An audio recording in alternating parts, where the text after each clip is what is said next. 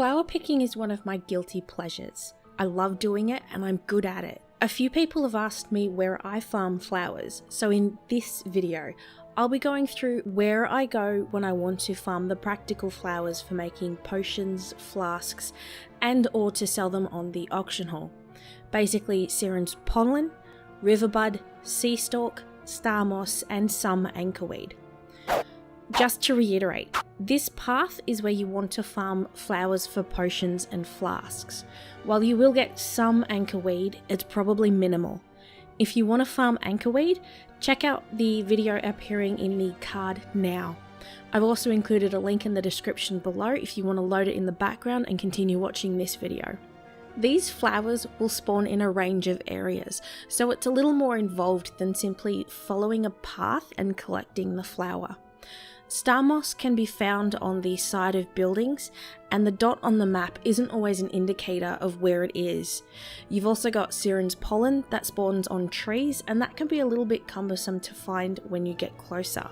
The footage you're watching is me doing a loop. Each loop takes approximately 10 to 12 minutes depending on your luck.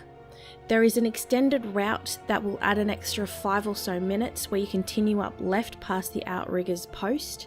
You continue to the west until you hit a cove with, I believe it's monkey mobs, where you can't go any further. You use your whistle to return to the Outdigger's post, fly to the Roughneck camp, and then continue the circle.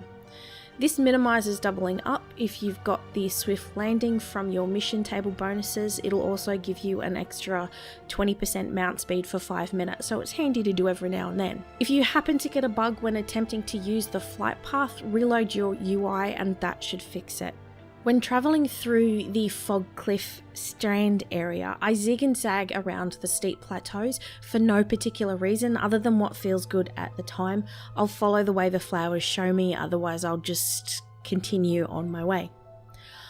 One thing to note is, when you're navigating around the river, learn to jump across it, otherwise you'll be slowed down by swimming through it.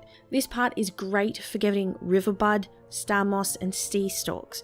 While you will get some Siren's pollen, you'll find that most of it is a little bit too far off the path, and generally speaking, you should get enough in order to not worry about having to go and get the ones that are on the very edge of your mini-map. In doing this, I still got plenty of flowers. Additionally, when you're travelling back towards Haverford, there's a big waterfall that will take you down to about 25-30% health, unless you skim your way down the right side or use something to slow your fall.